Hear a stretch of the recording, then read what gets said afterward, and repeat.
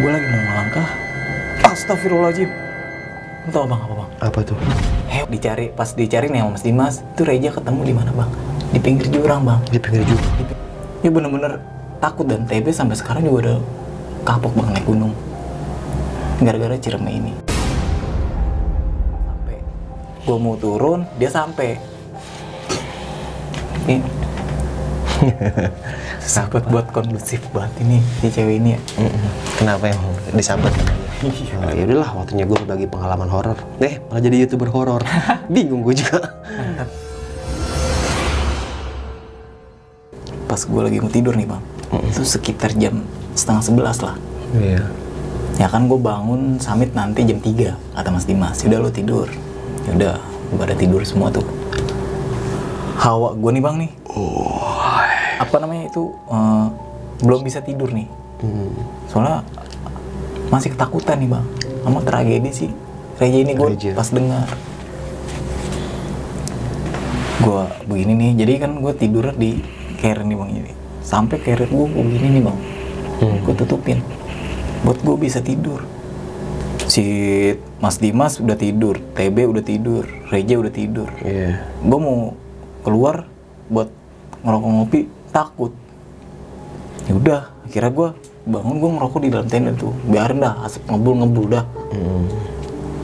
Nah, pas gue lagi ngerokok nih bang, ini bener-bener gue yang ngalamin nih bang. Pas gue lagi ngerokok, itu gue ngedenger suara bang. Suaranya begini bang. Assalamualaikum Kang, boleh minta air nggak? Sontak gue kaget bang. Ya soalnya kalau misalnya orang jalan di tanah pasti ada suaranya kan. Itu gue nggak denger suara orang langkah bang. Itu gue denger tiba-tiba ada suaranya kayak gitu doang. Gue diem, gue colek ke Mas Dimas. Mas, ada orang tuh minta air. Kata Mas Dimas apa? Ya udah kasih aja, kita kan bawa 2 drigen, kata dia. Kasih aja tuh yang setengah. Kasian, soalnya di sini nggak ada air.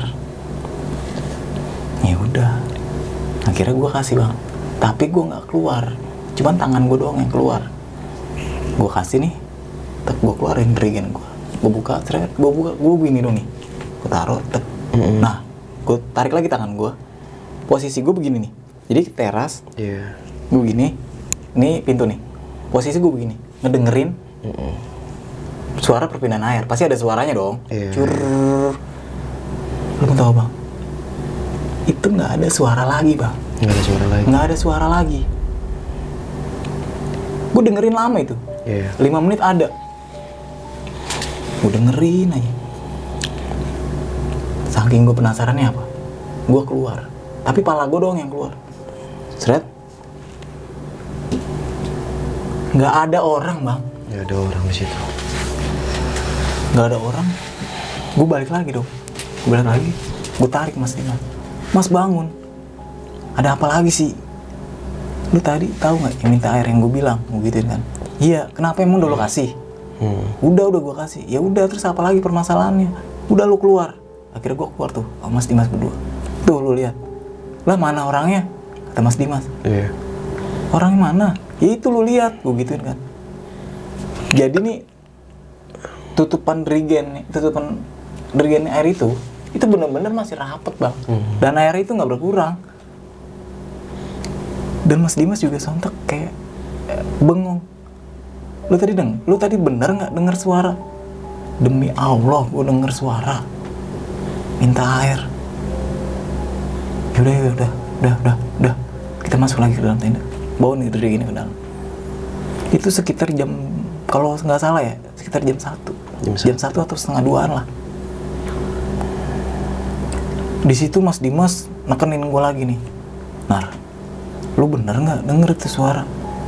Ya Allah Mas, gue ngapain bohong sih? Gue bilang, kalau gue bohong juga ngapain gue bangunin lu dan ngajakin lu keluar?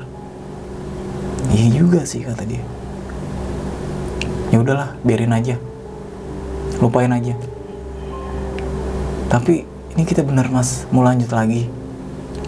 kita nunggu pagi aja lah, gue gituin kan, nunggu bener-bener terang. Iya. Itu bener-bener gue bener-bener takut bang gue. Kalau jalan malam ya buat summit itu bener-bener takut. Tapi Mas Dimas ini buat ngeyakinin gue lah, buat yaudah biarin aja. Kita ini hidup kan berdampingan. Gue masih ingat banget kata-katanya dia itu. Ya udah, akhirnya gue diseduhin susu lah sama Mas Dimas ini. Jadi gue waktu itu di Ciremai ini bener-bener banyak bawa susu daripada kopi. Mas Dimas seduh susu dikasih ke gue dan dia bilang ke gue, udah nggak usah lu pikirin, tenang aja, udah tenang, ada gua kok, kata Mas Dimas begitu. Ya udah ya Mas, gua minum sama ngerokok. Itu lama tuh bang gua ngobrol sama Mas Dimas. Jadi Mas Dimas ini ngajakin gua ngobrol terus biar lupa tentang itu. Udah mau jam 3 nih, kata Mas Dimas, bangunin tuh anak-anak, kita mau summit. Kita mau nyampe puncak jam berapa? Jam 10, jam 11, udah siang banget. Ya udah ya udah, akhirnya gue bangunin si TB sama Reja ini. Ayo bangun, udah mau subuh nih, kesiangan. Ya udah ya akhirnya bangun tuh dia berdua, bangun. Gue mau keluar nih bang, itu benar-benar takut bang. Kenapa tuh? Takut kejadian yang semalam itu ya? Iya. Akhirnya Mas Dimas narik, udah yuk keluar, kita nggak makan dulu nih Mas, udah makan cemilan aja, nanti kita makan-makannya di Pengasinan sebelum puncak, kata Mas Dimas. Ya udah iya ya udah, kira gue cuman cemilan doang tuh bang, roti, gue makan roti. Nah jadi di Ciremai ini bener-bener dari bawah nih bang sampai Bapak Tere itu gue doang bang, tim gue doang, nggak ada tim lain lagi. Nah tapi pas gue mau summit bang, itu gue ketemu sama rombongan asal Bandung, Mapala Bandung kalau nggak salah ya. Itu pas gue lagi mau jalan dari Bapak Tere itu, dari tempat camp gue. Dia baru sampai di tempat camp gue. Nah pas gue mau jalan, kan gue namanya di gunung gue nggak tahu ya tentang apa ya, sapa-sapa pendaki ini. Akhirnya Mas Dimas lah yang nyapa dia. Kang, baru sampai. Iya Kang.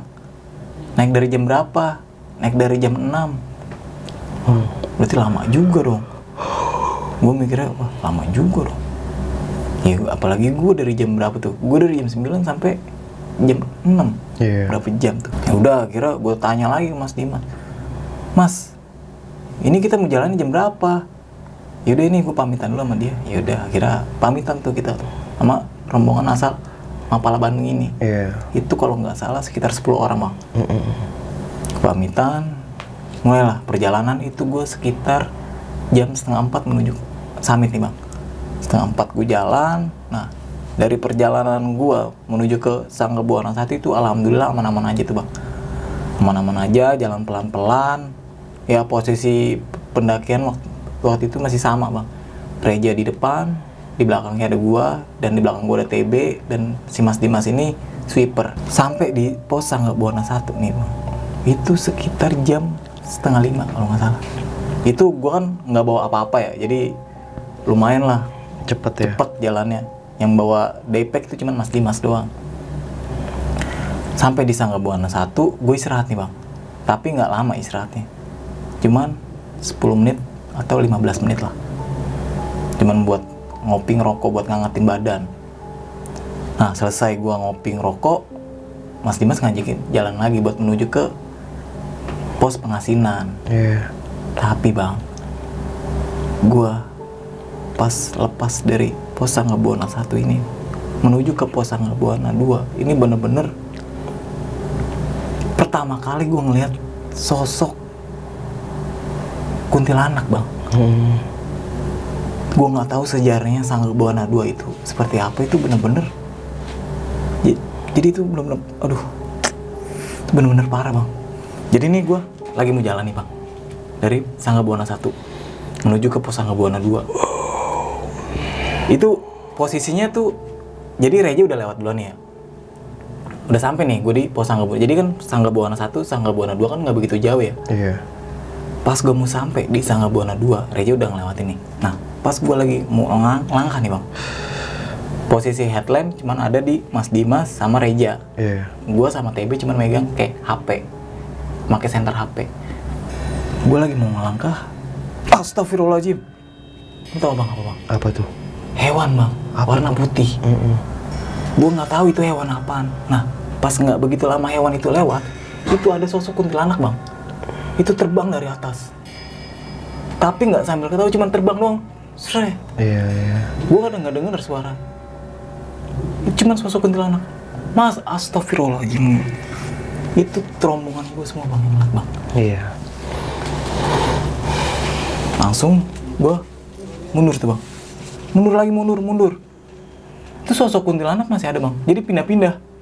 Gue nggak tahu itu hewannya si apa sosok itu apa bukan. Akhirnya gue balik lagi bang ke Sanggabona 1 dan gue di situ bener-bener apa ya? Itu bener-bener mau pulang bang gue. Gue bener-bener mau udahlah kita turun aja. Gue nggak mau lanjutin lagi. Sama pun kayak TB. Iya. TB itu gue ngeliat mukanya itu bener-bener ya bener-bener takut dan TB sampai sekarang juga udah kapok bang naik gunung gara-gara Ciremai ini. Di sini gue bener-bener dikasih apa ya, bener-bener dikasih penjelasan lah Mas Dimas, dikasih ya biar otakku nih mikirnya positif lagi. Kan gue udah bilang udah kita di sini tamu ya kita hargain aja ya, kita kan hidup berdampingan. Iya. Tuh Mas Dimas ngomong gitu. Kira gue jalan nih bang, itu sekitar jam 5:30. Niatnya kan gue mau ngeliat matahari terbit bang di Iya. puncak. Tapi perihal sosok kuntilanak ini batal gue mendapatkan apa namanya sunrise. Gue jalan. Nah singkat cerita, alhamdulillah nih bang, sampai gue di puncak Ciremai itu sekitar jam 10 bang. 10 siang ya. 10 siang. Itu gue reload nih bang sama ucapannya Mas Dimas. Apa tuh?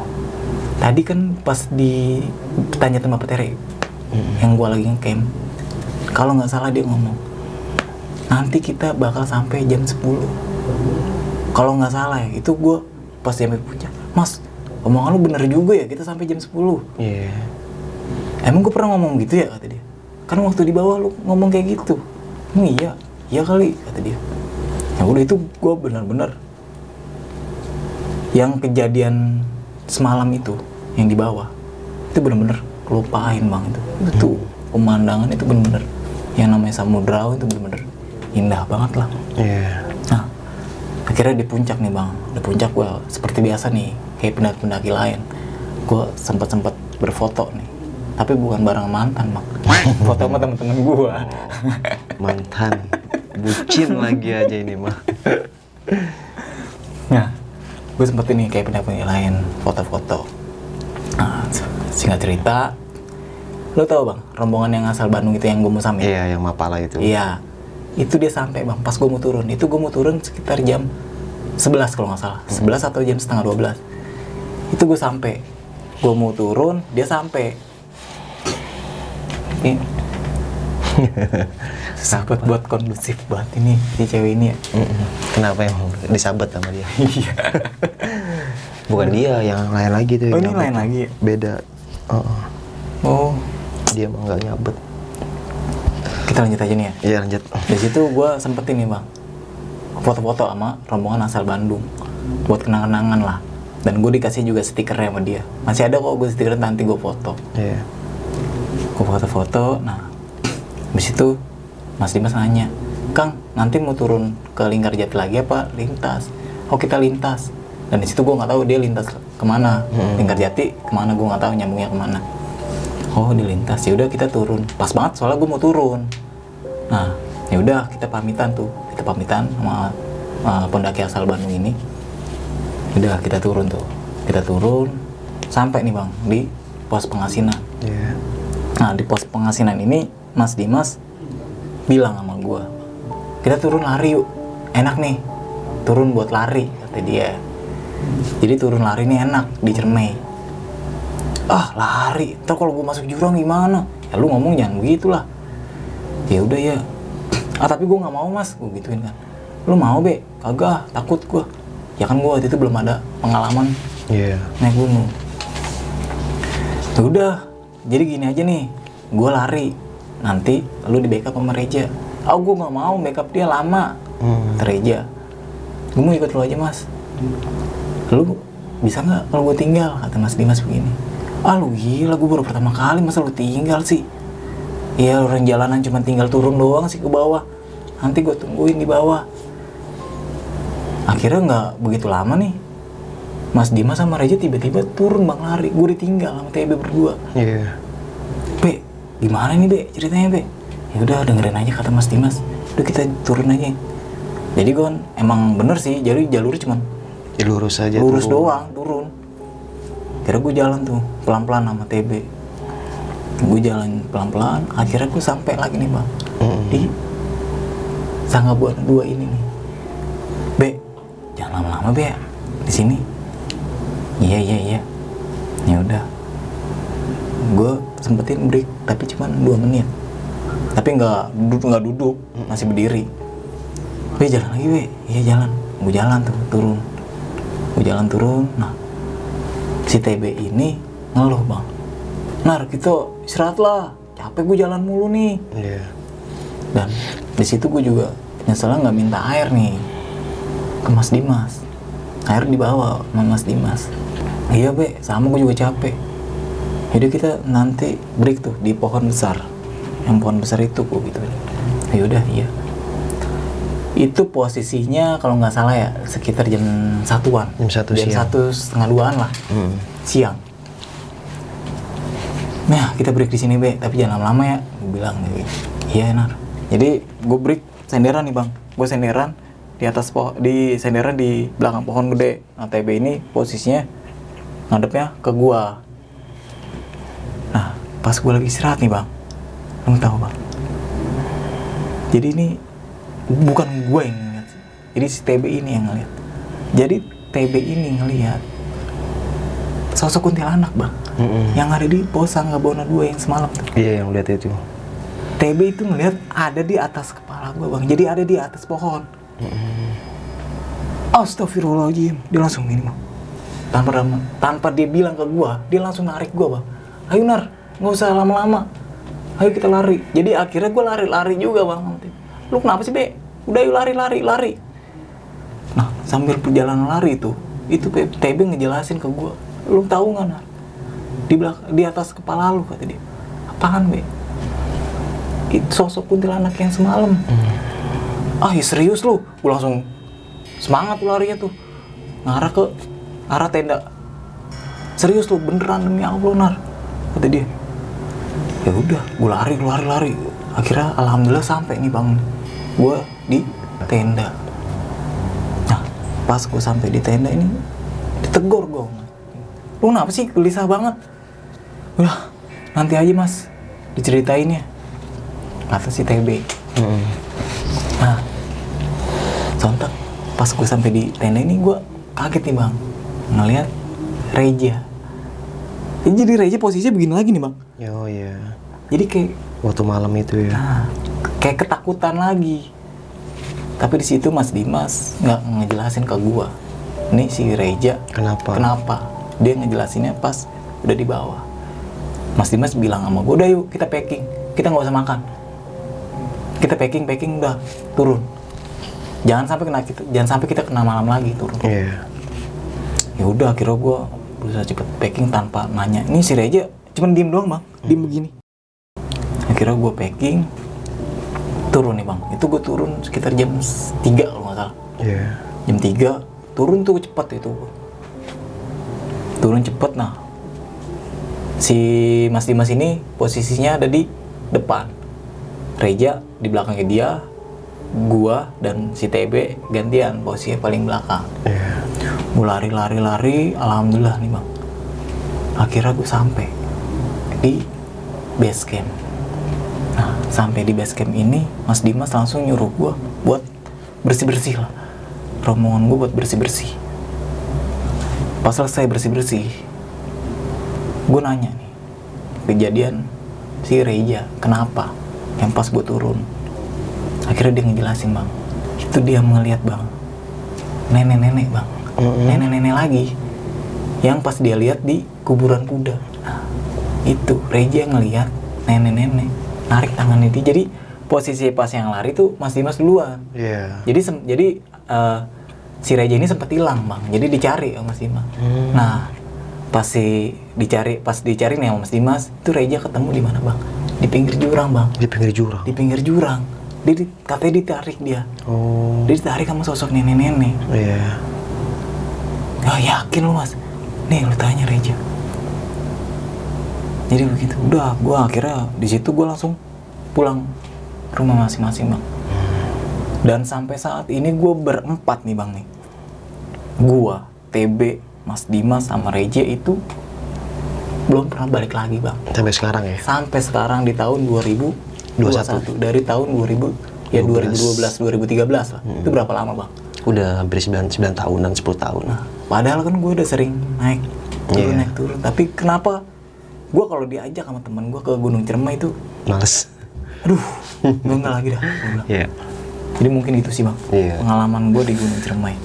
Dan apa ya, kan mungkin tahun 2012 itu Ciremai masih sepi juga sih. Itu nggak dia. terlalu ramai kayak sekarang. Katanya sih sekarang itu kayak ada kafling gitu bang. Iya, sekarang kafling. Tapi gue nggak tahu, gue cuma denger Katanya cerita sih bang. gitu. Iya katanya. Tapi lu gimana bang? Ya dulu ya, gue 2009. Oh lu 2009? Iya. Tapi lu balik lagi ke sana?